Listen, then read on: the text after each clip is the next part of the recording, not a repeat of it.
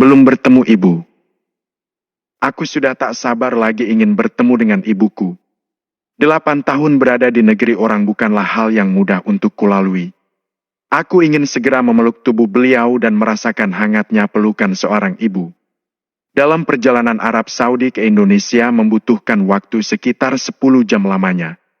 Dan selama itu bayangan ibu selalu menguasai pikiranku. Aku tak sabar lagi ingin melihat wajah bahagia ibu ketika bertemu denganku nanti.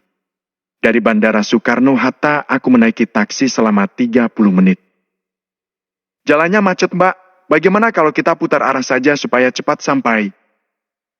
Ucap supir taksi menoleh ke arahku. Terserah Bapak, mana baiknya? Yang penting saya tiba dengan selamat.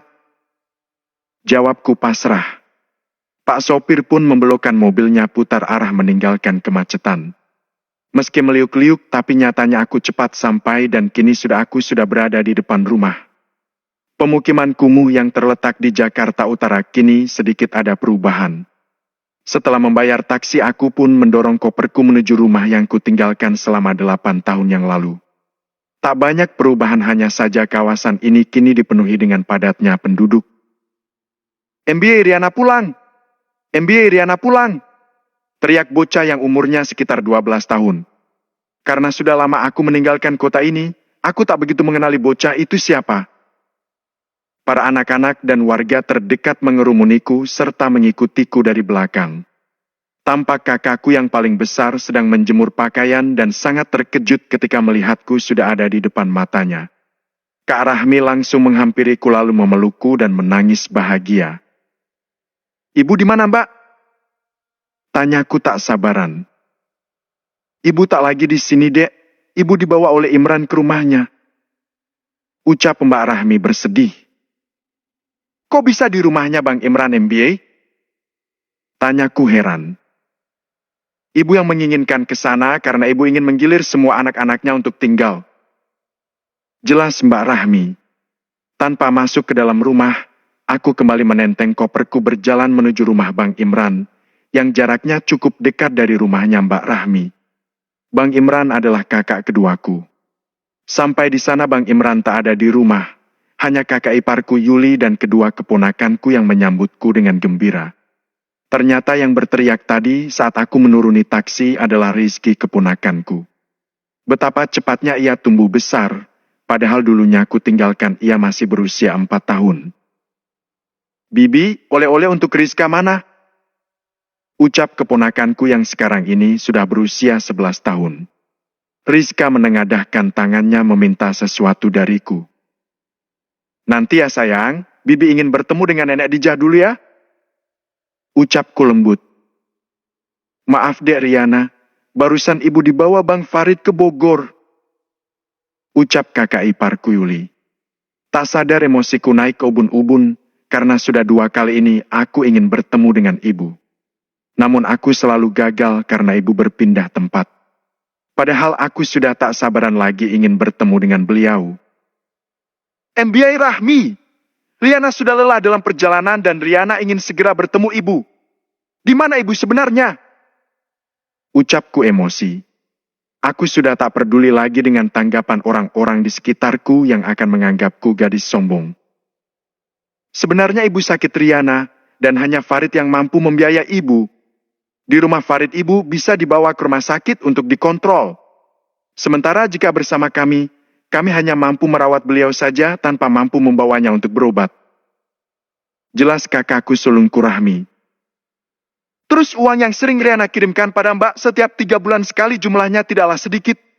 Apakah itu tidak cukup untuk membiayai pengobatan ibu? Tanyaku geram. Semua uang yang kamu kirimkan sudah habis untuk biaya pengobatan ibu, Dek. Kalau kamu tak percaya, coba tanyakan kakak iparmu Yuli. Terang Mbak Rahmi meyakinkanku. Aku terdiam namun aku tak menelan secara langsung penjelasan Mbak Rahmi. Aku pun kembali menenteng koperku ke rumah Mbak Rahmi lalu mengistirahatkan tubuhku sejenak. Kecewa, yaitulah yang kurasakan saat ini. Saat kerinduan ini menumpuk dan ingin segera ditumpahkan, lantas rindu itu harus tertahan lagi karena ibu tak berada di sini. Kondisi tubuhku saat ini sudah tak memungkinkan untuk melanjutkan perjalanan ke Bogor lagi. Aku butuh istirahat sejenak untuk membuat tubuhku bugar kembali. Jika aku menemui ibu dalam keadaan tubuh tidak fit seperti ini, bisa-bisa aku akan jatuh sakit. Aku tak mau melihat ibuku sedih dalam pertemuan pertamaku. Riana, kamu kapan tiba? Tanya kakak iparku Jamal, suami dari Mbak Rahmi. Barusan bang? Jawabku singkat. Ada oleh-oleh nggak untuk kakak iparmu ini? Tanyanya antusias. Maaf bang, Riana tidak bawa apa-apa. Karena uang Riana sudah Riana kirimkan semua ke Mbak Rahmi. Jawabku malas. Itu kan lain Riana, setidaknya kamu baru pulang dari rantauan. Masa buat oleh-oleh saja tidak mampu beli? Ucap kakak iparku ngeselin. Tanpa menjawab aku langsung melanjutkan istirahatku. Rumah Mbak Rahmi dari dulu tak ada perubahan. Padahal aku sering berpesan di dalam suratku waktu itu jika rumah peninggalan bapak segera direnovasi. Namun Mbak Rahmi enggan mendengar pesanku. Dek, Mbak nggak ada uang buat beli beras untuk kita makan. Jika kamu punya uang Mbak pinjam dulu buat membeli beras. Ucap Mbak Rahmi enteng. Karena kasihan aku pun memberikan kakakku uang untuk membeli beras sebesar Rp50.000. Sayup-sayupku dengar Bang Jamal menyuruh Mbak Rahmi membeli rokok dengan separuh uang yang kuberikan padanya. Aku merasa rugi jika uang hasil keringatku harus habis buat membeli rokok kakak iparku. Sungguh aku tak akan pernah rela dan ikhlas. Jangan-jangan selama ini uang yang aku kirimkan untuk keperluan ibu pada mereka dihabiskan untuk keperluan pribadi mereka. Jika itu benar adanya, aku takkan bisa dan takkan pernah memaafkan Mbak Rahmi dan Bang Jamal. MBA, biar Riana saja yang membeli berasnya, sekalian Riana mau jalan-jalan. Ucapku beralasan. Nampak wajah Mbak Rahmi sepertinya tak rela jika uang yang telah kuberikan tadi kuambil lagi. Walau tubuh ini masih terasa lelah, kupaksakan kakiku untuk melangkah pergi ke warung dekat rumah. Sebelum pergi, terlebih dahulu koperku kunci agar aman dan tak ada orang yang akan bisa membukanya. Sampai di warung uang itu kubelanjakan semua. Dari beras hingga membeli lauk pauk sekalian. Uang 50.000 saat ini jumlahnya sangat besar dan sulit dicari. Sesampainya di rumah kulihat Bang Jamal sedang menundukkan kepala ke arah koperku. Ngapain bang? Ucapku sengaja mengagetkannya. Ini kopermu canggih sekali, gemboknya pakai koda. Jawabnya gelagapan. Memang seperti itu bang, koper itu didesain agar orang jahat tidak mudah membukanya. Ucapku menyinggung. Kamu benar, ucap Bang Jamal merasa malu. MBA Rahmi, besok pagi Riana akan pergi ke rumahnya Bang Farid. Apa Mbak Rahmi mau ikut? Tawarku. Kayaknya nggak bisa dek, soalnya Mbak banyak cucian. Ucapnya beralasan. Kalau begitu biar Riana sendiri saja yang pergi. Ucapku.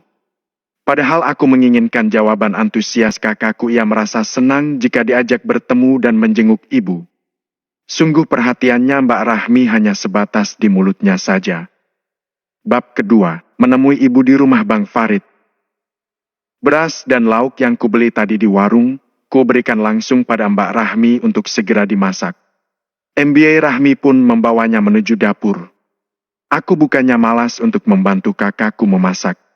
Namun aku benar-benar ingin mengistirahatkan tubuhku karena lelahnya dalam perjalanan. Riana, kehidupan ibu di tempat Farid sudah sangat nyaman dan terjamin. Farid sekarang sudah sukses dan istrinya pun juga bekerja sebagai wanita karir. Istri Farid berasal dari keluarga kaya. Celetuk Bang Jamal mulai mengajakku mengobrol. Sudah berapa anaknya Bang Farid sekarang? Tanyaku sambil mengunyah kue kering. Anaknya Farid sudah 2, masih kecil-kecil. Jawab MBA Rahmi. Terus kalau mereka kerja, siapa yang menjaga anak-anak mereka? Tanyaku ingin tahu. Ibu Lariana, masa nyuruh orang? Dibandingkan ibu sumpah nggak ada kerjaan.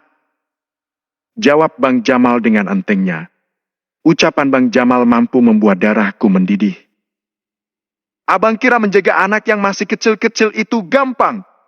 Ibu sudah tua, mengapa mereka harus membebankan anak-anak mereka untuk dijaga oleh ibu? Ucapku emosi. Ibu senang kok, Riana.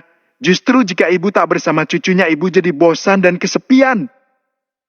Ucap Bang Jamal. Lagian, sekarang anaknya Farid sudah nggak minta gendong lagi seperti dulu. Karena mereka sekarang sudah nggak batita lagi. Terang Bang Jamal kembali. Aku malas lagi untuk mengobrol dan lebih memilih masuk ke dalam kamar.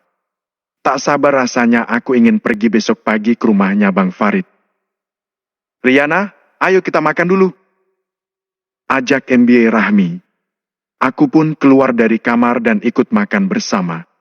Tak ada lagi percakapan tentang ibu melainkan suara kunyahan mulut Bang Jamal yang terdengar. Usai makan, aku langsung mencuci piring meski Mbak Rahmi melarangku untuk melakukannya. Masih ku ingat dulu, saat ku belum berangkat ke Arab Saudi. MBA Rahmi tak pernah memanjakanku seperti ini, namun kali kini Mbak Rahmi seolah menganggapku sebagai tamu agung. Riana tidur duluan, Mbak, pamitku masuk ke dalam kamar. Aku mencoba memejamkan mataku agar esoknya tubuhku fit dan bugar. Riana! Riana! Bawa ibu, nak, ibu sudah tak sanggup lagi. Teriak ibu memanggil namaku. Saat ingin ku tarik tangan ibu, tiba-tiba Mbak Rahmi membangunkanku. Kamu sepertinya habis bermimpi, Dek, soalnya kamu tadi berteriak kencang sekali. Ucap Mbak Rahmi. Aku pun segera bangkit dari tidur dan mengucapkan istighfar dalam hati. Kulihat jam dinding masih menunjukkan pukul 2 malam. Aku pun berjalan menuju luar rumah untuk mengambil air wudhu. Dalam keheningan malam, aku memanjatkan doa agar ibuku selalu dalam lindungan dan keadaannya baik-baik saja. Mimpi itu terasa nyata bagiku, tapi aku berharap semoga mimpi itu hanya sebatas bunga tidur saja. Sambil menunggu subuh tiba, aku pun kembali melanjutkan tidurku dengan sisa waktu 1 jam lagi. Berulang kali aku mencoba memejamkan mata, namun tetap saja mata ini tak bisa lelap. Tiba-tiba pandanganku terarah tepat pada koperku yang kuletakkan di sudut kasur. Ternyata koperku sudah tak ada lagi di sana. Padahal semalam aku meletakkannya di sana. Aku pun keluar dari kamar dan mencari keberadaan koperku. Terdengar dari arah kamar Mbak Rahmi suara kerasak krusuk. Dengan pelan aku mencoba melangkahkan kaki dan mencoba menguping. Dek, koper ini susah sekali dibukanya. Ucap Bang Jamal berbisik pada istrinya namun masih bisa ku dengar. Sia-sia dong Bang, jawab Mbak Rahmi. Kita kembalikan saja Bang sebelum Riana bangun. Ucap Mbak Rahmi. Aku segera meninggalkan kamar mereka sebelum mereka berdua keluar dari kamarnya. Dengan cepat kulangkahkan kaki kemudian masuk ke dalam kamarku untuk berpura-pura tidur. Ku dengar langkah kaki Mbak Rahmi masuk ke dalam kamar dengan pelan. Setelah koperku diletakkan ke tempat semula, Mbak Rahmi pun keluar. Aku bangkit dari tidur pura-puraku dan segera memeriksa koperku. Nampak ada bekas benda tajam di kunci koperku. Kemungkinan tadi mereka ingin mencongkel tapi tak berhasil. Bang Jamal dan MBA Rahmi sama-sama jahatnya dari dulu dan tidak pernah berubah. Aku hampir lupa dengan saudaraku Fadil, adik bungsuku. Di mana ia sekarang? Aku lupa menanyakan keberadaan adikku itu. Setauku Fadil tinggal di rumah ini bersama Mbak Rahmi. Namun sedari kemarin aku tak melihatnya batang hidungnya. MBA, Fadil di mana sekarang? Kok Riana belum melihatnya? Tanyaku penasaran. Fadil sudah abang usir dari sini, karena Fadil kerjanya hanya bermalas-malasan. Jawab Bang Jamal. MBA Rahmi yang kutanya malah Bang Jamal yang menjawab. Terus Fadil di mana sekarang? Tanyaku lagi. Mana kita tahu, mungkin sudah jadi gembel di jalanan. Jawab Bang Jamal lagi-lagi menjawab. Sementara MBA Rahmi terlihat diam tak meresponku. Seharusnya kalian itu bisa menjaga Fadil dengan baik. Apa Mbak Rahmi tidak khawatir dengan keadaan Fadil di luar sana? Ucapku kesal. Bang Jamal tak lagi mengeluarkan suaranya. Dan lebih memilih untuk pergi menuju teras. Paginya, Aku pun bersiap-siap pergi ke rumah Bang Farid. Tak lupa koperku juga ikut ku bawa ke sana. Kenapa harus bawa koper, Riana? Kan berat nentengnya. Tinggalkan saja di sini. Lagi pula kopermu pakai kode mana ada orang yang akan bisa membukanya. Ucap Bang Jamal. Bisa kok Bang, kalau orang niatnya mencuri pasti dengan cara apapun pasti dilakukannya. Lagi pula isi koper ini ada hadiah emas yang kubelikan untuk ibu. Ucapku sengaja berbohong. Dek, kamu ikut aja temani Riana. Kasihan dia sendirian ke rumah Farid. Ucap Bang Jamal. Lucu juga Bang Jamal setelah mendengar kata hadiah emas kini istrinya diizinkan untuk pergi. Mungkin Bang Jamal mengira aku tak tahu maksudnya. Imbi Rahmi katanya banyak cuciannya. Lagi pula Riana hanya punya uang untuk ongkos buat Riana saja. Kalau Bang Jamal mau membayar ongkos Mbak Rahmi sih nggak masalah. Ucapku. Aku pun pamit pergi. Tak sabar rasanya aku ingin bertemu dengan ibu. Membutuhkan waktu sekitar 1 jam aku sudah sampai di kota Bogor. Dengan berjalan kaki aku menyambung perjalanan menuju rumah Bang Farid. Beruntung aku masih menghafal arah jalan ke rumahnya.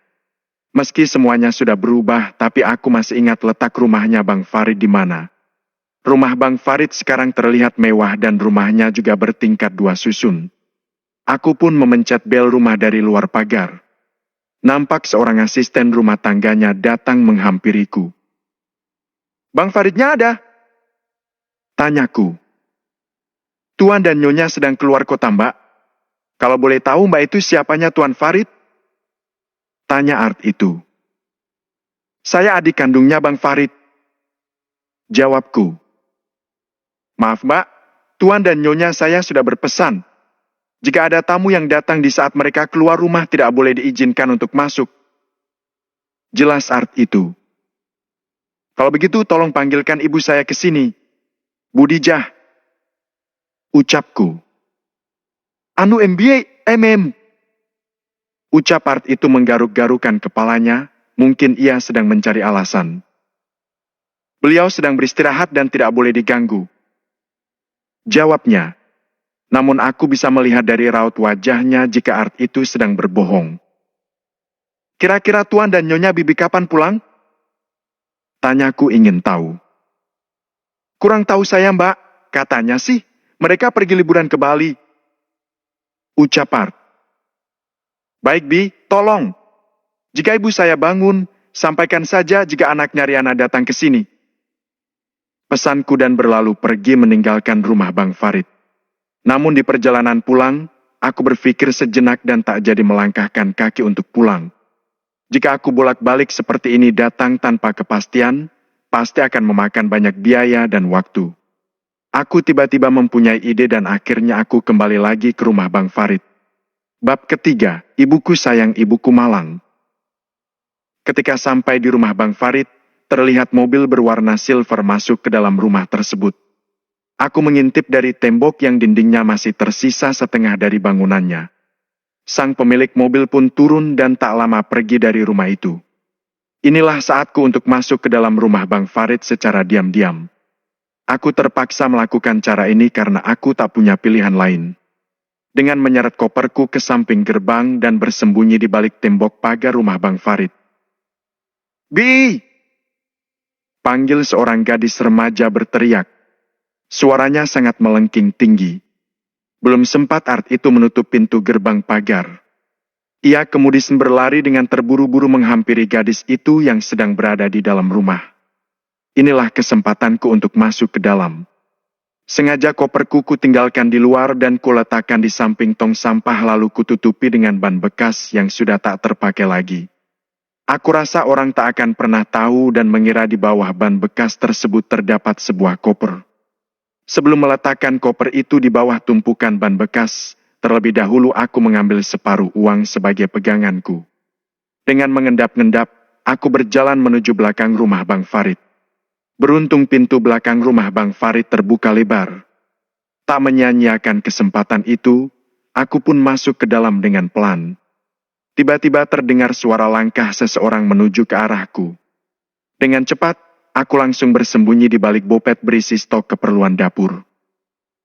Apa si tua bangka itu tak berteriak lagi ingin keluar? Ucap gadis itu pada artnya. DGH. Jantungku berpacu lebih kencang. Apakah yang dimaksudkan gadis itu adalah ibuku? Sepertinya sudah tidur, Non. Jawab Art itu. Gadis itu pun melangkah pergi dan disusul oleh Art tersebut. Aku ibaratkan pencuri di rumah abangku sendiri demi bertemu ibuku. Aku pun menuju kamar yang berada di sebelah gudang. Ada 2 kamar di situ, yang kemungkinan kedua kamar dari kamar itu adalah kamar Art Bang Farid. Dan benar saja, beruntung aku belum masuk ke sana. Kulihat Art itu masuk ke dalam kamarnya membawa sepotong roti dan segelas air. Wajah Art itu bersedih ketika keluar dari kamarnya sambil mengusap air matanya. Aku semakin penasaran dan melangkahkan kaki dengan hati-hati ke arah kamar Art itu. Dengan pelan, aku membuka kamar itu.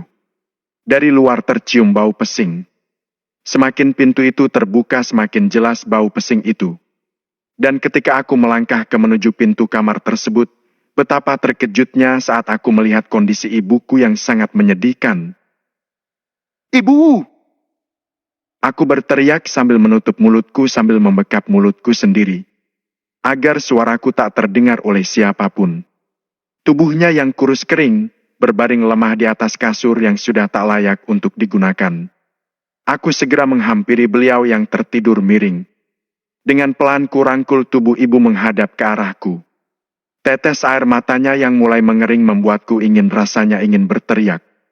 Sungguh miris sekali nasib ibuku selama ini. Bang Farid sungguh sangat durhaka telah memperlakukan ibu layaknya binatang. Mataku beralih ke bawah melihat sebuah piring yang berisikan sisa nasi yang sudah mengering. Dan segelas air yang sudah tak jernih lagi. Entah sudah sejak kapan air itu tak pernah diganti. Pilu dan teriris rasanya hatiku melihat kondisi ibu. Kubelai rambutnya yang sepenuhnya sudah memutih. Tak henti-hentinya air mata ini mengalir deras. Hihana panggil ibu dengan suara yang tak jelas. Namun aku bisa mengerti jika ibu mengenaliku. Aku memeluk tubuh beliau yang sudah tinggal tulang itu dengan sangat erat. Dapat kurasakan kehangatan pelukan dari ibuku. Ibu tersenyum menatapku dan mencoba membelai rambutku. Hihana kamu udah ulang, Nak? Ucap ibuku dengan suara yang kurang jelas. Tetesan air matanya membuat hatiku begitu teriris. Iya, Bu. Riana akan membawa ibu pergi dari sini. Isakku menangis sambil menghapus air mata di pipi ibuku. Aku tak menyangka pertemuanku dengan ibu sangat memilukan seperti ini. Ibu yang kurindukan selama ini berharap sehat walafiat nyatanya sakit-sakitan dan malah sangat menderita. Keempat saudaraku sudah sangat keterlaluan. Kubuka sarung ibu yang sudah berbau pesing. Nampak pampers yang tak pernah diganti sudah mengembung penuh dengan air seni. Dapat kubayangkan panasnya dan tak nyamannya memakai pampers yang sudah berhari-hari. Bayi saja akan menangis jika pampersnya sudah dipenuhi dengan air pipis. Apalagi orang tua yang sudah uzur seperti ibuku. Kubuka dengan pelan pampers itu. Ibu mengeluarkan pap sedikit seperti plak di dalam pampersnya. Ruam merah mengelilingi bekas pampers ibu sampai ke belakang punggungnya. Tak bisa kubayangkan jika ruam merah itu terkena air seni pasti sangat perih dan sakit rasanya. Aku membekap mulutku kembali agar isak tangisku tidak terdengar. Tubuhku gemetar melihat kenyataan ini. Andai aku tak kuat mungkin aku sudah jatuh pingsan melihat kondisi ibuku. Sungguh miris memang, saat aku di Arab Saudi merawat ibu majikanku dengan telaten dan tulus. Namun naasnya ibuku di sini sakit bukannya dirawat malah diterlantarkan. Tak ingatkah dulu para saudaraku dengan tangan yang kurus ini ibu merawat mereka semua? Benar kata pepatah 1 orang ibu mampu merawat 10 anak namun 1 orang anak belum tentu mampu merawat ibu seorang ibu. Berulang kali ku cium dan ku dekap ibuku tanpa lepas. Betapa kelirunya saudaraku semua. Mereka sibuk mencari kesuksesan di dunia padahal kesuksesan mereka semua ada pada ibunya. Andai ibuku sekarang juga berdoa dan tak ridho dengan apa yang mereka semua lakukan. Maka detik itu pula kemurkaan Allah akan menghampiri mereka. Baju yang tak layak itu ku ganti dengan jaketku yang ku kenakan di tubuhku. Aku mengangkat tubuh ibu yang ringan layaknya kapas ke gendonganku. Saat aku ingin membawa ibu, tiba-tiba Art itu masuk ke dalam kamar ibu dan ia sangat terkejut. MMBA, bagaimana bisa masuk ke sini? Tanyanya gugup. Bibi bertanya bagaimana caranya saya masuk. Allah yang membimbing jalan saya dengan mudah masuk ke sini. Lihat keadaan ibu saya. Diperlakukan layaknya binatang di sini. Ucapku emosi. Sesti, ucap Art itu meletakkan jarinya ke mulut. Aku sejenak terdiam dan mendengar suara langkah kaki menuju kamar ibu. Bina! Panggil gadis itu. Iya, Non. Jawab Bina bergegas keluar dari kamar. Bibi kemana saja sih? Dari tadi tuh dipanggilin gak nyahut-nyahut. Aduh, buruan! Aku gak betah berlama-lama berdiri di sini. Bau si tua bangka itu mengganggu indera penciumanku. Ucap gadis itu marah. Andai saja posisiku masuk ke rumah ini tidak dengan cara diam-diam. Mungkin saat ini aku sudah mencekik leher gadis kurang ngajar itu. Namun aku masih berpikir panjang, aku bisa saja melakukannya sekarang, tapi juga namun aku pasti dituduh sebagai seorang maling. Akhirnya, aku masuk penjara dan siapa yang akan merawat ibuku nantinya? Aku mencoba meredam emosiku agar aku tetap tenang. Tak lama Bibi Ina kembali lagi ke dalam kamar ibuku. Maafkan saya Mbak yang telah berbohong. Saya terpaksa melakukan ini semua karena saya tak punya pilihan lain. Ucap Bibi Ina menyesal. Jika Mbak ingin membawa beliau, tolong bawalah saat gadis judes itu keluar rumah nanti. Ucap Bibi Ina memberi saran. Kalau begitu, bisakah saya minta tolong sama Bibi untuk mengambilkan baju ganti ibu saya dan lap basah atau tisu basah? Maaf jika saya banyak permintaan. Sisir, bedak bayi, dan juga jepit kuku. Pintaku minta tolong pada Bi Ina. Baiklah, tunggu sebentar saya ambilkan. Ucapnya. Tak lama, Bi Ina pun membawa semua apa yang kuminta. Aku membuka kembali jaket yang dipakai oleh ibu. Dengan telaten, aku mengusap tubuh beliau yang sudah rengkuh seluruhnya. Namun usapan tisu itu berhenti saat aku melihat luka jahitan di pinggang ibu yang sudah mengering dan sembuh. Bab keempat, membawa ibu pergi. Bekas apa luka ini? Sedari dulu aku tak pernah melihatnya atau luka ini sudah ada saat aku berada di Arab Saudi. Bina, Bibi tahu tidak luka bekas di pinggang ibu saya karena apa? Tanyaku pada Bi Ina. Saya tidak tahu Mbak, jawabnya.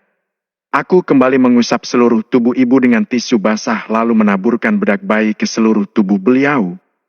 Ku ganti pakaiannya dengan pakaian baru. Ku sisir rambut beliau yang sudah menggumpal dengan sangat hati-hati dan pelan. Entah kapan terakhir kali rambut ibuku pernah disisir. Kukunya yang panjang ku potong satu persatu. Dan kini ibuku kelihatan bersih dan wangi. Bi, apakah gadis itu sudah pergi? Tanyaku pada Bi Ina. Belum Mbak, sebentar lagi dia akan keluar dengan pacarnya. Jawab Bi Ina. Sebenarnya dia siapa di rumah ini, Bi? Tanyaku ingin tahu. Non Tuti itu adalah adiknya Nyonya Serli, Mbak. Dia tinggal di sini sudah 2 tahun. Sukanya marah-marah dan main perintah. Padahal dia bukan tuan rumah di sini dan hanya sebatas numpang tinggal. Tutur Bi Ina kesal. Sesekali kulihat wajah ibuku yang sudah tertidur dengan nyenyak. Bi, apakah mereka semua termasuk abang saya memperlakukan ibu saya dengan baik? Tanyaku. Sesaat Bi Ina menghela nafas dan mulai menatap mataku. Beliau menceritakan semuanya tentang perlakuan Bang Farid serta istri dan anaknya. Dulu waktu Bu dibawa ke sini, kondisi beliau sangat bugar dan sehat. Karena kelelahan ibu Dija jadi sering sakit-sakitan. Bu Dija kelelahan mengurus kedua cucunya yang masih kecil. Beliau layaknya babysitter bagi cucu-cucunya. Bila mereka keluar bersenang-senang berlibur seperti ini, Tuan Farid tak pernah mengajak beliau. Giliran sakit tak berdaya seperti ini, Bu Dija dicampakkan dan tak diurus. Sebenarnya tugas saya hanya mengecek Bu Dija apakah beliau masih hidup atau sudah tiada. Namun hati nurani saya masih seorang manusia. Kadang saya menangis pilu melihat keadaan Bu Dija. tutur Bi Ina terisak. Setiap saudara Tuan Farid yang datang ke sini hanya datang untuk meminta uang pada Tuan. Mereka tak pernah menghiraukan ibu mereka sendiri. Namun Budija orang yang sangat penyabar. Beliau selalu menangis melihat kelakuan anak-anaknya. Jika beliau sakit, beliau hanya memanggil nama Eri. Saya lupa namanya. Ucap Bi Ina terhenti ketika ingin menyebut namaku. Riana. Ucapku. Yaitu Riana dan Fadil kalau tak salah. Ucap beliau ragu. Bu, Riana itu adalah saya sendiri dan Fadil itu adalah adik saya yang kebetulan dia anak bungsu. Jelasku. Deru suara mesin mobil menghentikan obrolan kami. Bi Ina menyibak tirai jendela melihat keadaan di luar. Non Tuti mau pergi, pasti sebentar lagi dia akan berteriak. Ucap Bi Ina. Dan benar saja gadis itu berteriak memanggil nama Bi Ina. Bergegas Bi Ina membuka pintu kamar dan berlari menghampiri gadis judes itu. Pintu gerbangnya ditutup. Tuti mau keluar. Perintah gadis itu tanpa mengucapkan minta tolong. Usai menutup gerbang pintu, Bi Ina kembali lagi menemuiku di kamar ibu. Ayo mbak, ini saatnya. Bawalah Budijah kemana mbak pergi. Jangan tinggalkan beliau lagi. Heks, heks, heks. Ucap Bi Ina terisak memelukku lalu memeluk ibuku untuk yang terakhir kalinya. Bi, koper saya ada di bawah tumpukan motor bekas di samping tong sampah. Tolong dorong sampai ke depan sana. Soalnya saya akan menggendong ibu. Ucapku minta tolong. Saat ku menggendong ibuku, aku kembali teringat saat aku kecil dulu. Ibuku menggendongku sambil tertawa menggodaku. Sedangkan aku menggendong beliau dengan derayan air mata. Tubuhnya yang ringan layaknya kapas membuat hatiku begitu teriris. Betapa menderitanya ibuku sampai tubuh beliau tak berat sama sekali. Kami pun sampai di depan jalan yang kebetulan taksi sedang melintas di depan kami. Tanpa menunggu, taksi datang dengan sendirinya. Aku pun masuk membopong Ibu Madu ke dalam taksi. Kubaringkan tubuh beliau di atas kursi taksi dengan posisi kepala beliau berada di atas pangkuanku. Sementara koperku sudah diletakkan oleh sang supir taksi di dalam bagasi. Derai air mata Bi Ina serta lambaian tangannya mengiringi kepergian kami. Semoga Bi Ina baik-baik saja setelah kepergianku dengan ibu dari rumah neraka itu. Rumah sakit ya, Ok? Ucapku pada Pak Sopir. Baik non, jawabnya. Tak lama, kami pun sampai di salah satu rumah sakit di Jakarta. Sesampainya di sana, aku langsung membawa ibuku ke ruang IGD. Petugas rumah sakit dengan cepat menangani dan memeriksa beliau. Ibuku langsung dipasangi infus karena kondisi beliau sedang sangat lemah. Ibunya harus diopname karena kondisinya sangat lemah dan harus dirawat secara intensif. Ucap dokter yang menangani ibu. Baik dok, ucapku mengangguk mengerti. Ibu pun dipindahkan ke ruang kelas 3. Di ruang tersebut sekitar ada 6 ranjang pasien. Dan ranjang kosong sebelah kiri adalah tempat ibuku berbaring. Beruntung sisa gajiku selama 1 bulan tak ku kirim kepada Mbak Rahmi. Jadi aku punya pegangan untuk membayar biaya pengobatan rumah sakit ibu. Setelah memastikan ibuku terlelap, aku pun berbaring di bawah lantai beralaskan tikar plastik untuk mengistirahatkan tubuhku. Begitu juga dengan pasien lainnya di ruangan ini. Para yang berjaga mereka pun tidur beralaskan tikar. Ruangan ini akan dihuni oleh kami yang ekonominya sangat rendah. Apalagi memakai JMK SMS gratis dari pemerintah. Kulihat infus ibuku hampir habis, aku bergegas berjalan ke ruang perawat yang bertugas. Tak lama infus ibuku langsung digantikan oleh perawat dengan yang baru. Aku sangat bahagia sekali, karena ibuku sudah mau makan. Pagi ini bubur beliau dilahap sampai habis.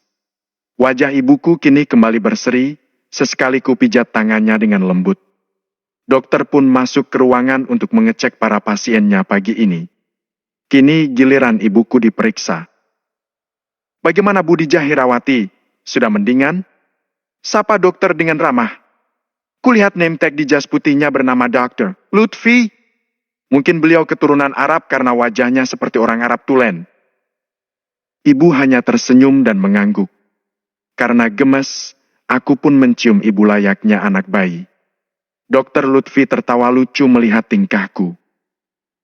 Jangan biarkan ibunya Mbak banyak tekanan, usahakan buat beliau selalu bahagia. Pesan dokter. Insya Allah dok, jawabku. Dokter pun keluar ruangan setelah memeriksa keadaan pasiennya. Seperti biasa, aku mengusap seluruh tubuh ibu dengan tisu basah. Dan tak lupa menaburkan bedak ke seluruh badan beliau. Usai itu aku mencium ibu kembali layaknya bayi. Ibu pun tertawa geli dan sangat bahagia. Tak sengaja aku menoleh ke arah pintu kamar ruang inap. Rupanya dokter Lutfi sedari tadi sedang memperhatikanku. Aku menjadi salah tingkah, begitu juga dengan dokter Lutfi langsung pergi dari sana. Mungkin karena secara kebetulan saja aku mendapati dokter Lutfi berdiri di sana, atau mungkin aku yang terlalu percaya diri jika aku sedang diperhatikan. Kemungkinan besok pagi ibu sudah diperbolehkan untuk pulang. Namun aku tak tahu harus membawa ibu pulang kemana. Jika aku membawa beliau tinggal di rumah Mbak Rahmi, maka di sana ibu tak akan merasa tenang. Mengingat suami Mbak Rahmi perangainya kurang baik, aku akan mencoba membawa ibu ke rumah Bang Imran. Setidaknya Bang Imran adalah anak laki-laki, bukan posisinya menantu seperti Bang Jamal. Bab 5. Air mata ibuku. Sebelum membawa ibu pulang, para pasien di ruangan pagi ini harus dikontrol terlebih dahulu oleh dokter Lutfi. Sekarang masih menunjukkan pukul 7 pagi, sekitar jam 8 nanti dokter Lutfi baru masuk ke dalam ruangan. Selamat pagi Bu Dijah, bagaimana keadaannya Bu? Sapa dokter Lutfi ramah. Alhamdulillah baik dok, jawab ibu ceria. Hari ini boleh pulang ya Bu, istirahat yang cukup ya. Jangan lupa obatnya nanti rutin diminum ya Bu, ucap dokter Lutfi. Iya dok, terima kasih, ucap ibu tersenyum. Setelah dokter Lutfi keluar dari ruangan, aku pun memanggil perawat untuk mencabut infus ibuku yang sudah hampir habis. Setelah itu, aku mengurus administrasi biaya rumah sakit ibu. Menginap selama 1 minggu lumayan menguras isi kantong. Bagiku itu tak berarti apa-apa dibandingkan kesehatan ibuku yang lebih utama. Melihat beliau sehat dan ceria kembali seperti itu, aku sudah sangat bahagia. Ibu bisa jalan nak, gak usah digendong. Memang ibu bayi. Hei, ucap ibu disertai tawa. Tawa lucu ibu juga menular padaku dan kami tertawa bersama-sama. Kudengar suara nafas ibu sepertinya lelah walaupun baru berjalan beberapa langkah. Tanpa bertanya aku pun mengangkat tubuh beliau untuk ku gendong kembali. Ibu masih kuat, ibu bukan bayi. Hei, ucap ibu tertawa lagi sambil mendongakkan wajahnya ke arahku. Gigi atasnya yang sudah tak tersisa lagi membuat ibu terlihat sangat lucu. Aku menggendong ibu sampai ke tepi jalan.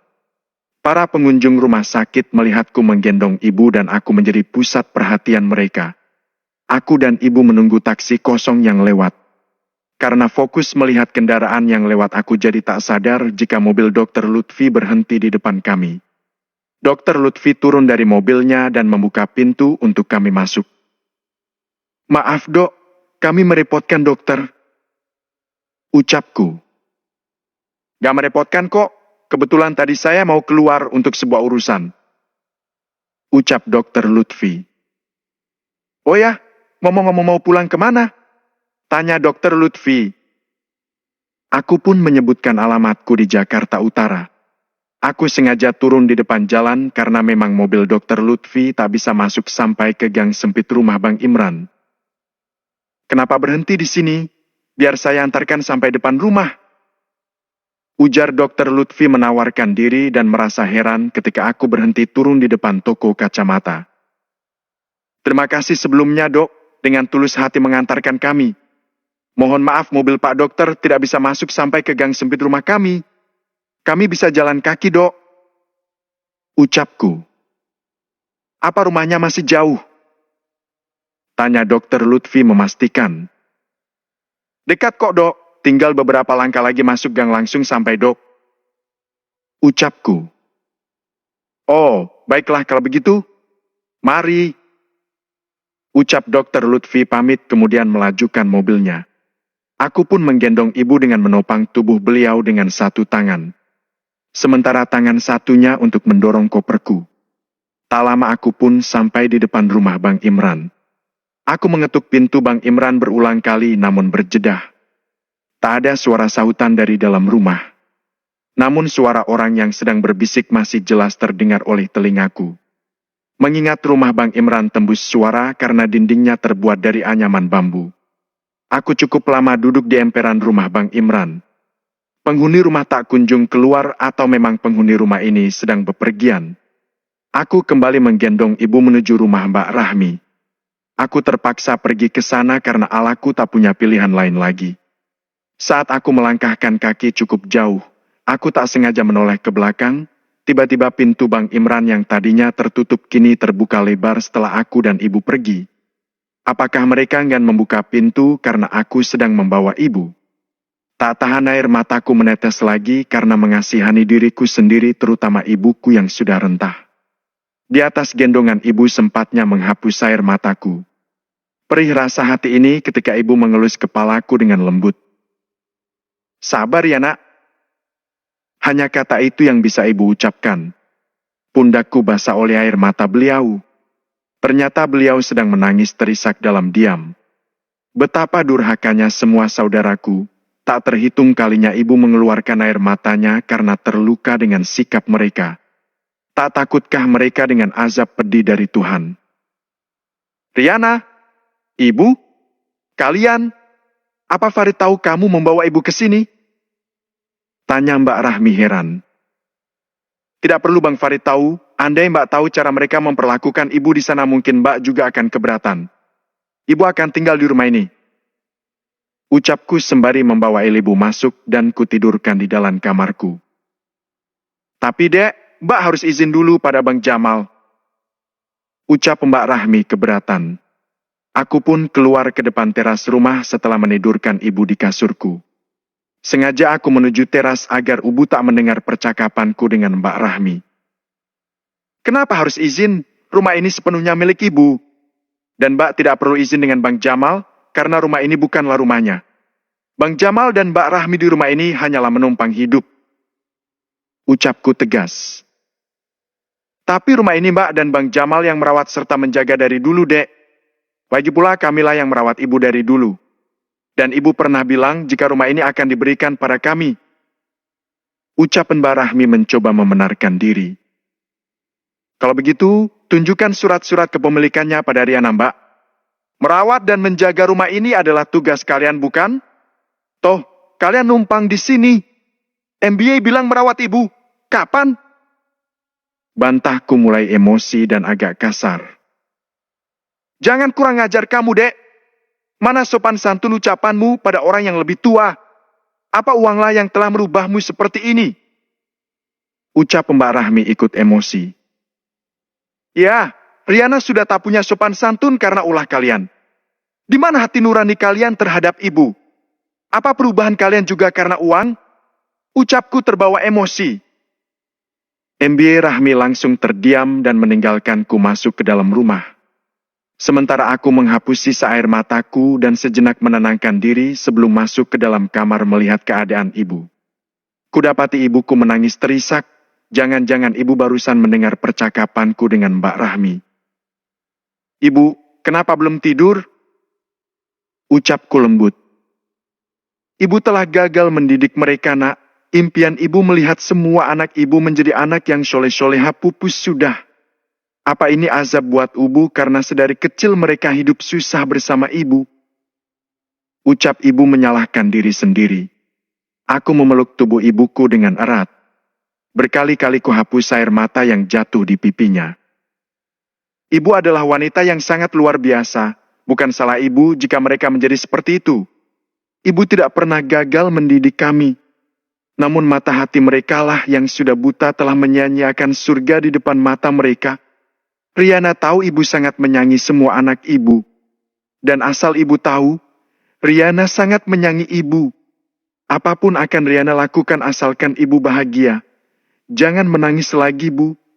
Karena melihat air mata ibu terjatuh itu sama saja Riana melihat bumi ini sedang menangis. Huhuhu. Ucapku terisak pilu. Bab 6 Januari Gan pernah bawa ibu lagi. Sore menjelang maghrib Bang Jamal pun pulang ke rumah. Dan ia sangat terkejut ketika melihat ibu sudah ada di rumah ini. Bukannya Bang Jamal mencium tangan ibu dengan sikap hormatnya, malah sikapnya acuh tak acuh melintas begitu saja di depan ibu mertuanya. Tinggal dikit lagi Bu, habiskan ya. Ucapku menyuapi bubur terakhir untuk ibu. Rahmi, hidup kita sudah susah ditambah lagi ibu datang ke sini. Mas lelah banting tulang jika penghuni rumah ini bertambah. Ucap Bang Jamal dengan suara yang sengaja dikeraskan. Rahmi sudah bilang sama Riana Mas, namun Riana tetap kekeh membawa ibu ke sini dan malah kita di sini dianggap cuma numpang hidup di rumah ini. Ucap Mbak Rahmi mengadu pada suaminya. Sementara Mbak Rahmi dan kakak iparku berdebat, aku sengaja bernyanyi di depan ibu dengan menari agar perhatian ibu teralihkan dan tak mendengarkan percakapan mereka yang membuat hati ibu merasa tersakiti. Hahaha, ibu tertawa lepas ketika aku berjoget layaknya orang kesurupan di depan beliau. Setelah perdebatan Mbak Rahmi dan Bang Jamal sudah usai, aku pun menghentikan aksiku lalu membawa ibu masuk ke dalam kamar untuk tidur. Ibuku perlakukan seperti anak kecil agar beliau selalu merasa senang dan tak tertekan dengan sikap saudaraku yang lain. Setelah memastikan ibu tidur, aku pun keluar dari kamar untuk membeli pembalut ke toko depan. Tak sengaja di toko tujuanku, aku bertemu dengan Dokter Lutfi dengan seorang wanita yang sangat cantik. Dokter! Sapaku ragu. Gimana kabar ibunya Mbak? Apa sudah sehat?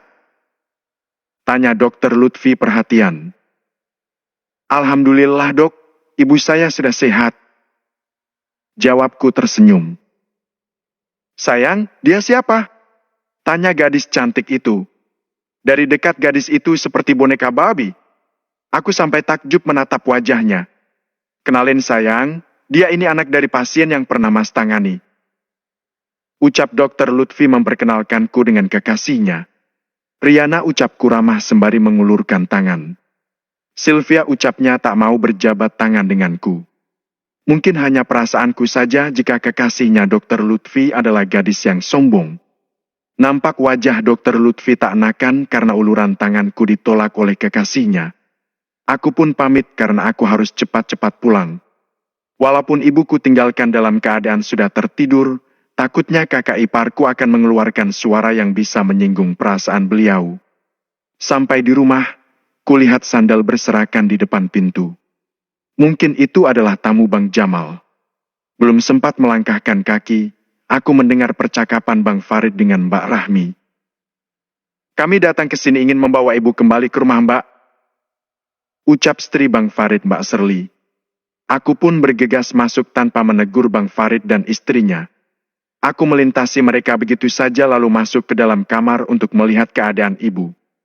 Terlihat ibu sedang menangis, ketika melihatku datang beliau langsung memelukku. Ibu nggak mau nak, tinggal di rumah Farid lagi. Ucap ibu ketakutan. Selama ada Riana ibu tak akan kemana-mana.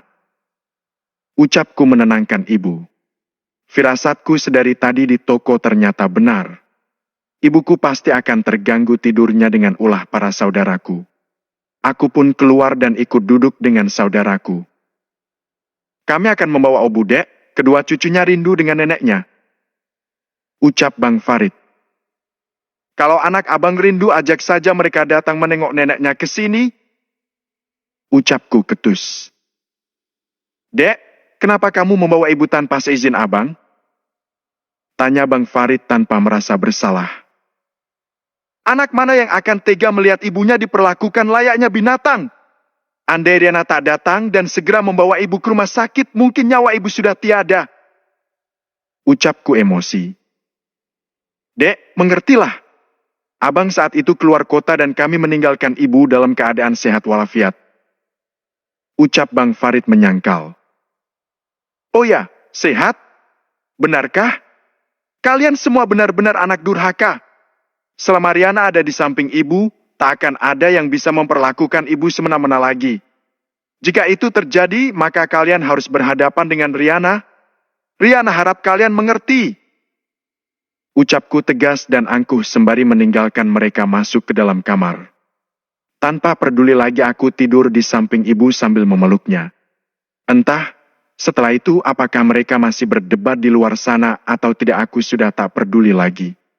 Rasa sopan santunku hilang begitu saja berhadapan dengan saudaraku karena ulah mereka. Pagi ini, aku menimba air di sumur belakang rumah. Terlebih dahulu aku memasak air untuk memandikan ibu dengan air hangat. Dek, minyak tanah sekarang mahal. Tolong kamu pergunakan minyak dengan hemat. Ucap Mbak Rahmi menyinggung perasaanku. MBA tenang saja, nanti aku ganti minyak tanah yang Riana telah gunakan. Ucapku kesal. Saudara sulungku itu benar-benar keterlaluan. Selalu perhitungan jika menyangkut dengan keperluan ibu. Padahal jika suaminya meminta dibelikan rokok Mbak Rahmi langsung menurut tanpa perhitungan seperti ini. Padahal uang untuk dibelikan rokok suaminya adalah hasil jerih payah Mbak Rahmi menjadi buruh cuci. Beruntung mereka tak mempunyai anak. Jika mereka mempunyai anak mungkin semua para penagih hutang di kota ini akan datang ke rumah. Padahal hidup berdua. Entah apa yang membuat Mbak Rahmi dan Bang Jamal bisa berhutang dengan koperasi keliling. Aku tak habis pikir dengan jalan pikiran mereka berdua. Aku pun memopoh ibu berjalan ke kamar mandi dan segera kumandikan. Saat kuusap dengan sabun tubuh beliau, ibu tertawa karena geli. Tubuh kurus ibu saat pertama kulihat kini agak berisi dan segar. Aku sengaja membeli buah dan susu untuk dikonsumsi oleh ibu setiap hari, agar tubuh beliau cepat pulih. Namun semua itu akan sia-sia kulakukan jika jiwa dan batin ibu merasa tertekan. Sebisa mungkin aku menjaga perasaan ibu dan melindungi ibu dari perkataan jahat dari saudaraku yang lainnya. Riana, di mana Fadil sekarang? Ibu ingin bertemu dengannya. Tiba-tiba ibu bertanya tentang Fadil adikku. Aku mencari alasan dan jawaban yang tepat untuk ibu. Agar tak menjadi beban pikiran untuk beliau. Fadil sudah bekerja sekarang, Bu. Fadil merantau ke Malaysia sama seperti halnya Riana waktu itu. Ucapku berbohong. Apa Fadil pernah berkabar? Tanya ibu lagi. Riana lupa, nanti Riana bacakan surat Fadil usai ibu mandi ya. Janjiku terpaksa berbohong. Ibu pun kembali tersenyum. Sebelum kubawa masuk ke dalam kamar, aku menjemur tubuh beliau di bawah terik matahari pagi, agar tubuh ibu terasa hangat. Setelah itu aku membaluri tubuh itu dengan minyak kayu putih dan menaburkan bedak layaknya bayi. Kemudian kupasangkan pampers agar ibu tak kelelahan bolak-balik untuk pergi ke kamar mandi. Kebetulan juga kamar mandi rumah ini berada di luar. Apalagi ibu kadang tak sadar pipis di dalam celana. Itu membuat pakaian ibu menjadi basah. Terlebih kasur yang terbuat dari kapuk randu itu akan bau pesing karena tak bisa dicuci. Andai di tempat ini luas untuk menjemur mungkin aku tidak akan memakaikan ibuku pampers dan lebih memilih mencuci bekasnya pipis setiap hari. Namun pilihanlah yang memaksakan aku untuk memakaikan ibu pampers.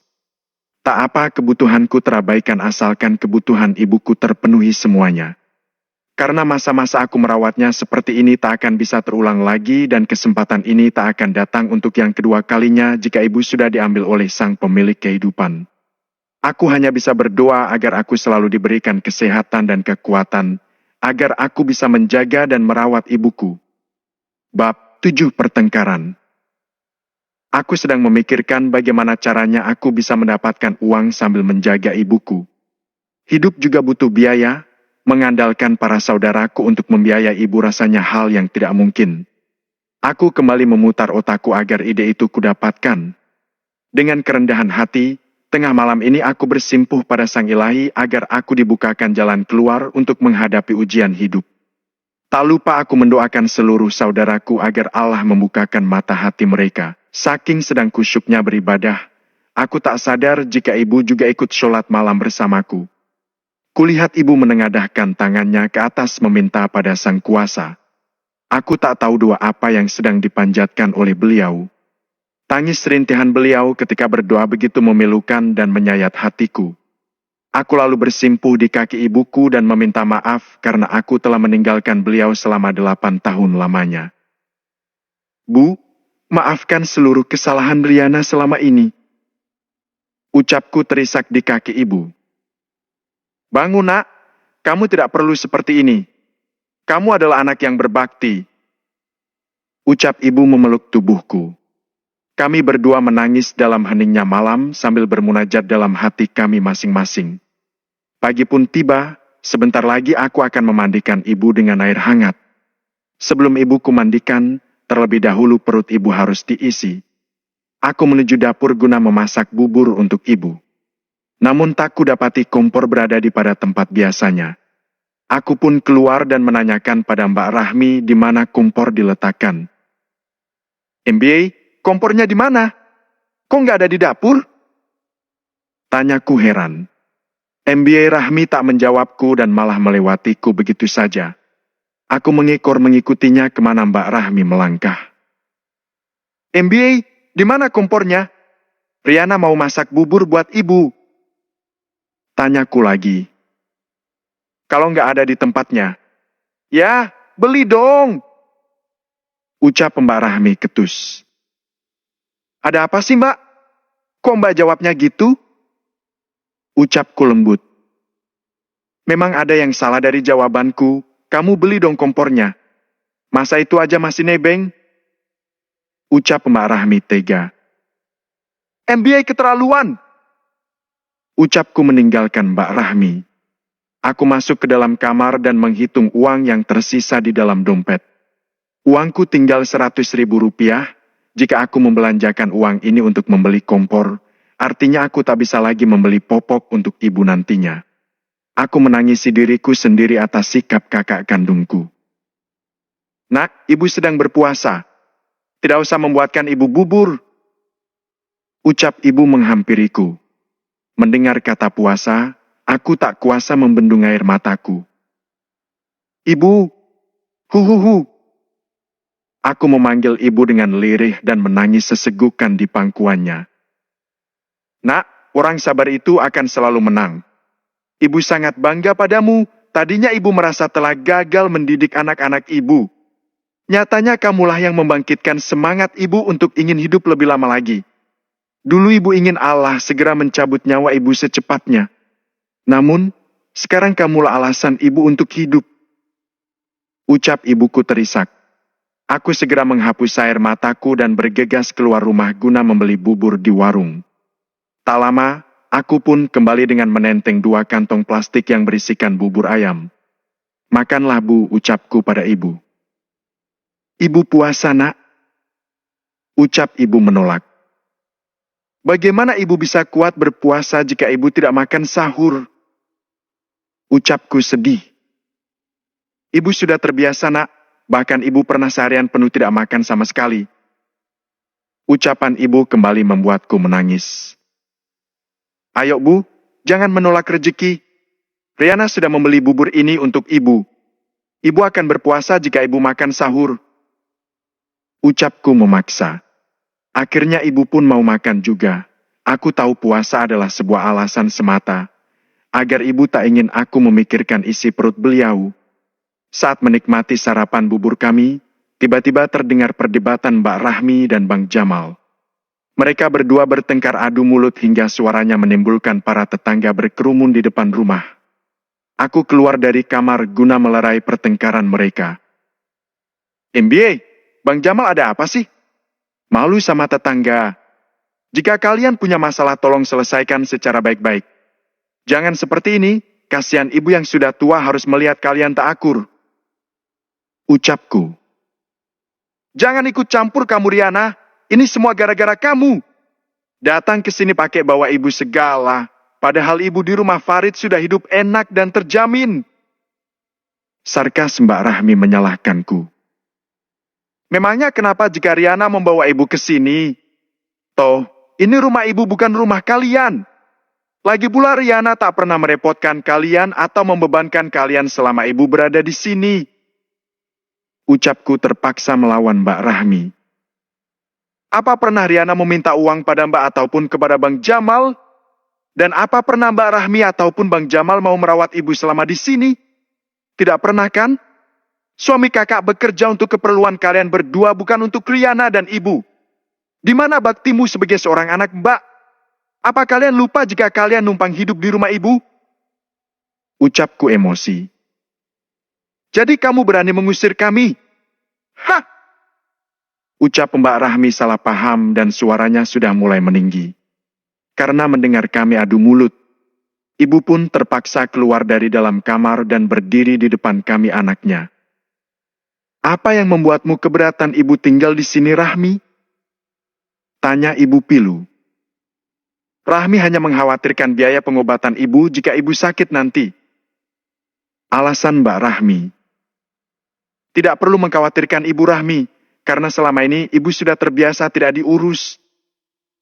Ucap ibu lembut, namun ucapannya mampu menyinggung saudaraku. MBA Rahmi hanya bisa terdiam dan menundukkan kepalanya karena malu. Bila kalian keberatan ibu tinggal di sini, kalian bisa pergi dari sini. Ini rumah ibu dan ibu berhak menempati rumah peninggalan bapak kalian. Ucap ibu tegas. Kedua bola mata Mbak Rahmi dan Bang Jamal melotot mendengar ucapan ibu barusan. Dari wajah mereka serasa tak percaya jika ibu baru saja mengeluarkan ucapan yang mungkin belum pernah mereka dengar selama ini. Dengan spontan Mbak Rahmi langsung bersimpuh di kaki ibu untuk meminta maaf. Jangan usir kami, Bu. Di mana kami akan pergi jika kami meninggalkan rumah ini? Ratap Mbak Rahmi ketakutan. Ibu tidak pernah mengusir kalian, Nak. Ibu ingin kalian semua tetap mendampingi ibu sampai akhir hayat ibu. Apa salah jika ibu menginginkan belas kasih dari kalian anak ibu? Huhuhu. Runtuh sudah pertahanan ibu untuk tetap tegar. Ibu menangis terisak karena kecewa oleh ulah anak-anaknya. Sudah tak terhitung kalinya air mata ibu keluar karena menangisi ulah kalian semua. Apa Mbak tak pernah ingat dengan kasih sayang ibu saat Mbak kecil dulu? Bahkan rasa kasih sayang itu tak pernah berubah sampai detik ini. Meskipun kalian durhaka pada ibu, tapi tangan ibu selalu menengadah ke langit untuk mendoakan kalian semua anak-anaknya yang terbaik. Ucapku menunjuk Mbak Rahmi dan Bang Imran yang kebetulan tumben datang ke rumah. Mendengar suara gaduh dari rumah, para tetangga datang menonton perselisihan kami. Sampai kabar ini terdengar oleh Bang Imran. Dan Bang Imran akhirnya menampakkan wajahnya setelah sekian lama aku berada di rumah Mbak Rahmi. Bang Imran menunduk malu saat aku menunjuknya tadi bersama Mbak Rahmi. Sementara Bang Jamal hanya bisa berdiam diri tanpa mengeluarkan satu kata pun. Bab 8 aku merasa curiga. Kini Bang Imran pagi buta sudah datang untuk menimba air untuk ibu mandi. Sebelum berangkat kerja sebagai kuli bangunan, Bang Imran terlebih dahulu menimba air dan mengisi air bak sampai penuh. Dan Mbak Rahmi yang setiap harinya memasak bubur untuk ibu sarapan pagi. Sudah seminggu ini perubahan itu muncul pada kedua saudaraku. Aku berpikir mereka sudah berubah, dan inilah saatnya kesempatanku untuk mencari pekerjaan yang dekat dengan rumah, agar nantinya aku bisa mempunyai waktu luang untuk sesekali melihat keadaan ibuku. Kebetulan toko di depan rumah membutuhkan karyawan untuk pelayan tokonya. MBA, Riana ingin bekerja di toko depan. Kebetulan yang punya toko lagi mencari pelayan untuk tokonya. Izinku pada Mbak Rahmi. Gak apa-apa, Dek. Jangan khawatir, ada Mbak yang akan menjaga ibu. Ucap Mbak Rahmi setuju dan meyakinkanku. Esok paginya, aku pun mendatangi toko sembako tersebut. Toko yang diberi nama Harapan Bunda itu kini sudah mulai buka. Maaf Mbak, saya ingin melamar menjadi pelayan toko di sini. Apakah saya bisa bertemu dengan pemiliknya langsung? Ucapku pada pelayan toko itu. Mari masuk Mbak, bos saya ada di sana. Ucapnya menunjuk ke arah meja kasir. Maaf mengganggu Pak. Saya ingin melamar di toko ini sebagai pelayan. Ucapku langsung ke intinya. Mau kerja sekarang atau besok? Ucap pemilik toko ramah. Bagaimana kalau besok saja Pak, ucapku. Boleh-boleh, besok sebelum jam 7 pagi kamu sudah harus standby di toko. Ucap Pak Kasmir pemilik toko. Tanpa syarat apapun yang terpenting mau bekerja aku resmi diterima. Bekerja dari jam 7 pagi sampai jam 5 sore aku digaji sebesar Rp1.500.000. Gaji yang lumayan untuk keperluan 1 bulan. Apalagi jam waktu makan siang dan beristirahat setengah jam bisa aku gunakan untuk melihat keadaan ibu. Dengan melangkahkan kaki selama 5 menit aku sudah sampai di rumah. Bagaimana nak? Apa kamu sudah diterima bekerja? Ucap ibu menantikanku pulang yang sedang duduk di lantai teras beralaskan tikar plastik. Alhamdulillah bu, berkat doa ibu Riana besok sudah mulai bekerja. Ucapku bersyukur sembari memeluk ibuku. Wajah dan tubuh ibu kini sudah nampak berisi dan tak pucat lagi. Beliau bisa berjalan dengan tegap tanpa harus dibopong lagi dan aku melihat semangat ibu kembali lagi. Rupanya penyakit ibu datang bukan karena dari lelahnya fisik melainkan batin ibulah yang selama ini sakit. Tak ada yang lebih membahagiakan dariku selain melihat ibuku ceria dan sehat seperti sedia kala. Belum sempat aku mengganti baju, tiba-tiba ada 2 orang pria yang memantau keadaan dan melihat keadaan rumah. Entah apa maksud dari kedua pria tersebut yang berpakaian rapi itu. Sudah pulang dek, syukurlah. MBA izin keluar sebentar ya. Ada urusan yang Mbak harus selesaikan. Ucap MBA Rahmi yang sudah berpakaian rapi. Tak biasanya Mbak Rahmi terlihat sangat ceria seperti itu. Ada yang mengganjal di hati ini namun ku hempaskan pikiran negatifku. Dengan menjinjing tas hitam entah apa yang ada di dalamnya. Aku pun tak tahu dan merasa tidak enak untuk bertanya pada Mbak Rahmi. Bu, bagaimana keadaan ibu? Apa hari ini ada kelakuan dari Mbak Rahmi yang membuat ibu sedih? Tanyaku khawatir. Rahmi sudah berubah nak, malahan tadi membelikan ibu sebuah daster. Ini yang ibu kenakan sekarang. Ucap ibu bahagia. Aku sangat bersyukur, akhirnya perhatian Mbak Rahmi kepada ibu bukan sekedar di mulutnya saja melainkan juga langsung dipraktekkan. Tak lama, Mbak Rahmi pun pulang bersama Bang Jamal dan Bang Imran. Mereka sepertinya janjian dan akan bertemu dengan seseorang. Entahlah aku tak tahu dan perasaanku semakin tak enak. Namun aku tak tahu mengapa aku merasa curiga dengan kedua kakakku dan kakak iparku itu. Semoga saja mereka tak melakukan sesuatu yang akan merugikanku dan ibu atau perbuatan buruk lainnya. Sebelum aku pergi bekerja, terlebih dahulu aku memastikan makanan serta air mandi ibu yang sudah disiapkan oleh kedua saudaraku. Bak mandi ibu sudah diisi penuh dengan air oleh Bang Imran seperti biasa. Sementara bubur ibu masih berada di atas api dan sebentar lagi akan matang. Aku pun mengambil handuk guna mengguyur tubuhku di pagi hari untuk persiapanku bekerja di hari pertama. Setelah mandi, aku berganti pakaian dan sarapan terlebih dahulu bersama ibu. Beruntung Mbak Rahmi sedari subuh sudah memasakkan makanan untuk kami. MBA Rahmi begitu drastis berubah. Tak ada lagi kata kasar yang Ju dengar dari mulutnya. Begitu juga dengan suaminya Bang Jamal. Sampai di tempat pekerjaan aku pun memulainya dengan melayani pembeli, kemudian barang yang sudah dipilih dan dibayar ku masukkan ke dalam kardus. Hari pertama bekerja memang begitu melelahkan. Kuusap seluruh keringatku yang bercucuran di kening dengan telapak tangan. Kamu gigih juga ya Riana? Puji Wina yang menjadi pelayan toko sama sepertiku. Aku hanya menanggapi pujian Wina dengan tersenyum.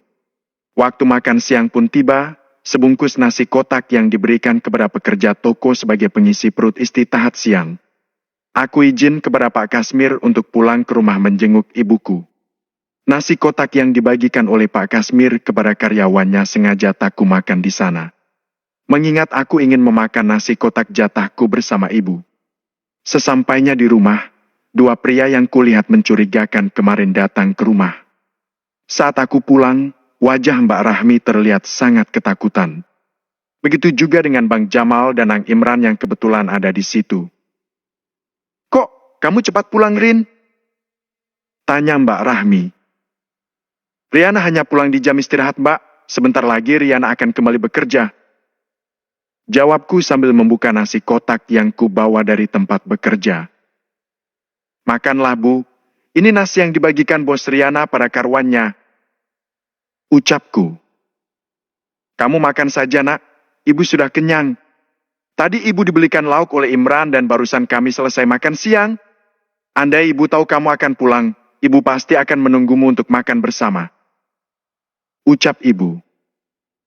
Bu, siapa tamu yang ada di luar? Tanyaku ingin tahu. Oh, itu. Ibu kurang tahu nak. Cuman tadi ibu diminta coret kertas pakai jari jempol ibu.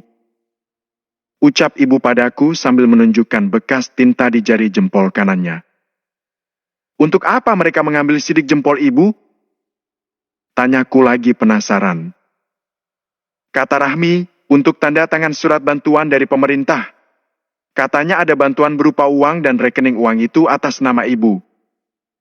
Jelas ibu. Entahlah, mengapa perasaanku sedari tadi merasa tak enak.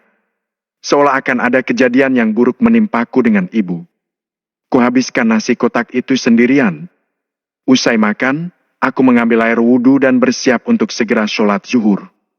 Setelah sholat, aku pun kembali ke tempat kerja dan pamit pada ibu. Saat aku melangkah ke ruang tengah, kedua pria yang berpakaian rapi tadi sudah tak ada. Hanya meninggalkan Mbak Rahmi seorang. Karena heran aku pun menanyakan keberadaan pria itu. Kata Mbak Rahmi, Bang Jamal dan Bang Imran sudah berangkat bekerja kembali. Mereka pulang hanya untuk menjadi saksi atas bantuan dari pemerintah. Aku pun tak bertanya lagi mengingat Mbak Rahmi sekarang ini sudah berubah drastis. Bab 9 ujian datang lagi. Bagaimana keadaan ibumu? Tanya Pak Kasmir. Alhamdulillah, sehat Pak. Jawabku. Pak Kasmir selalu menanyakan keadaan Karwayan serta keluarga karyawannya.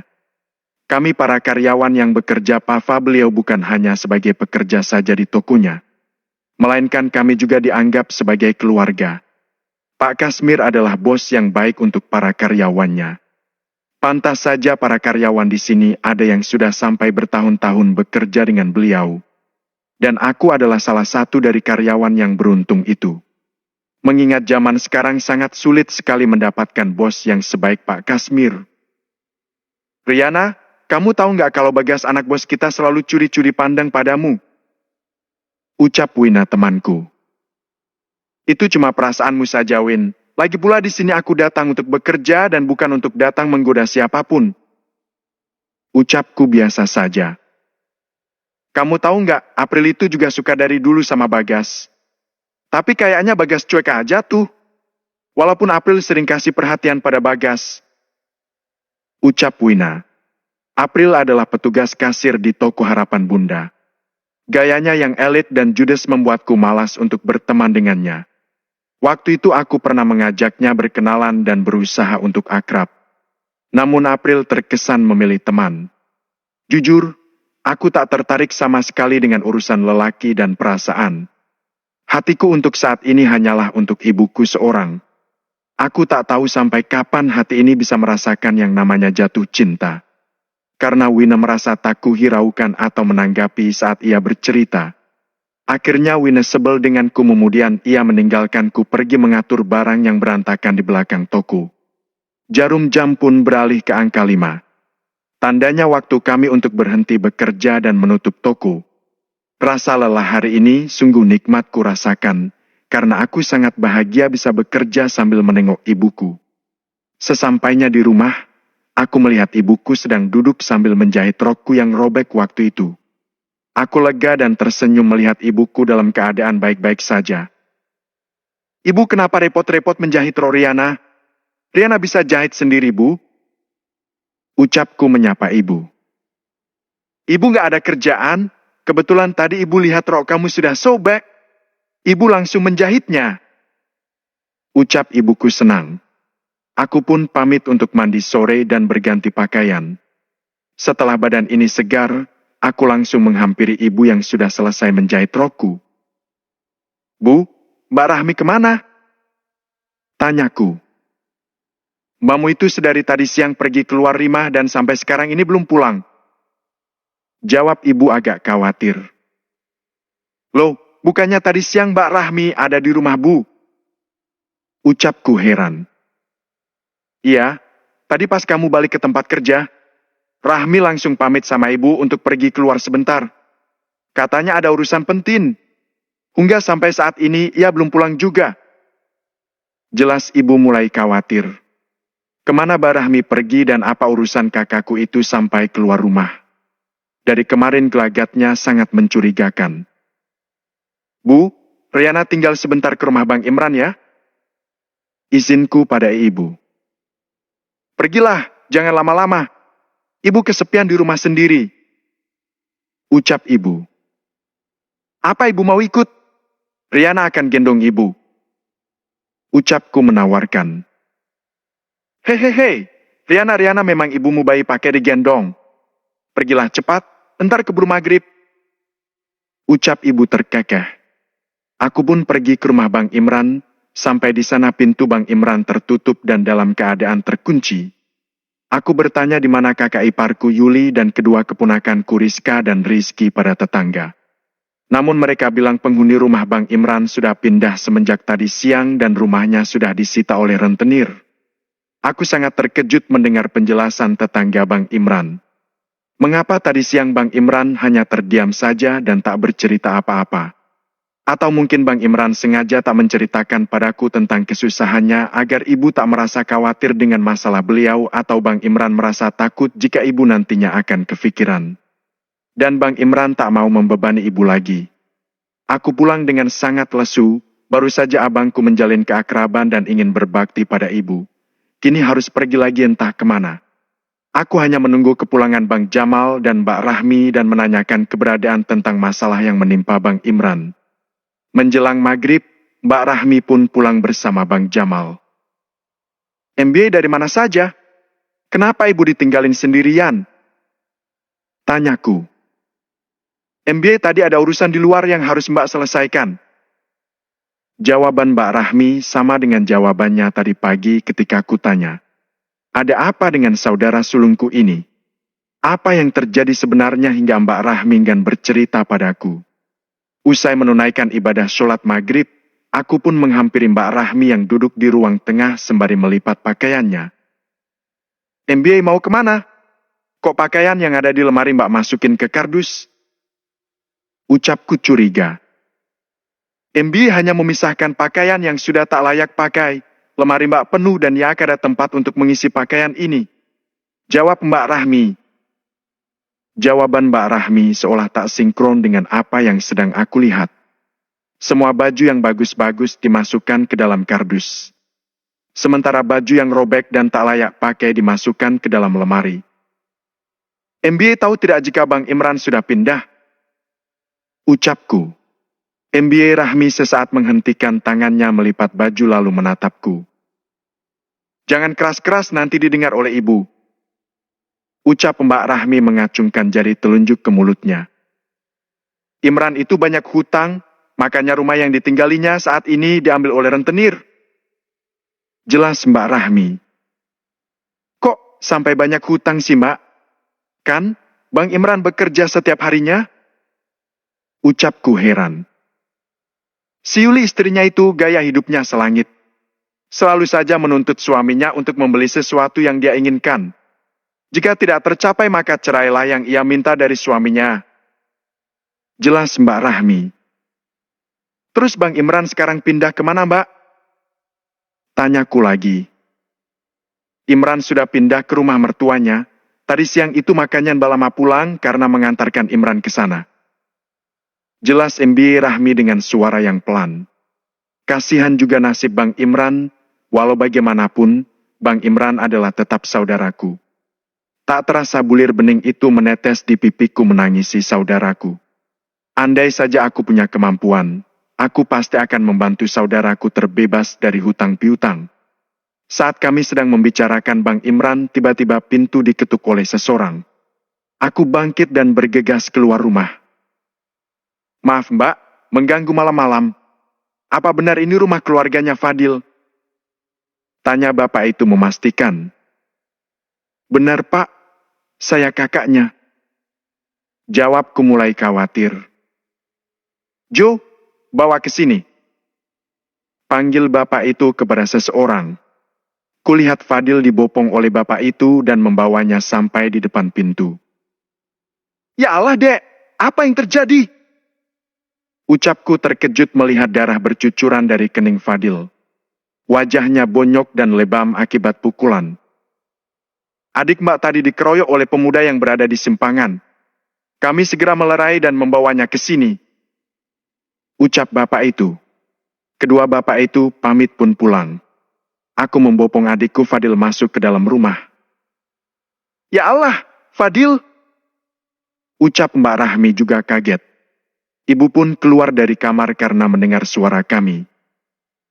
Fadil, anakku? Ibu menangis sambil mengusap wajah Fadil yang sudah babak belur. Aku mengambil kapas dan kubasahkan dengan air sambil membersihkan darah dari keningnya yang mengucur sampai ke wajahnya. Darah itu sebagian sudah agak mengering. Mau apa kamu kesini lagi? Hah! Bentak Bang Jamal yang tiba-tiba keluar dari kamarnya. Bang, sudahlah Fadil lagi terluka. Ucap Mbak Rahmi menahan kasar tangan suaminya agar tak tersulut emosi. Aku tak tahu apa yang selama ini Fadil lakukan hingga membuat kakak iparku Jamal sangat membencinya. Ibu, maafkan Fadil, Bu. Ucap Fadil bangkit dan memeluk ibu. Fadil, anakku. Ibu sangat merindukanmu. Ucap ibu memeluk Fadil dengan erat. Hari ini ujian datang bertubi-tubi. Bang Imran yang terlilit hutang, kemudian Fadil yang babak belur. Aku merasa kasihan dengan saudara-saudaraku. Di saat ibu ingin menikmati ketenangan kini, ujian datang lagi dari anak-anaknya. Entah sampai kapan ibuku merasakan ketenangan di usia senjanya.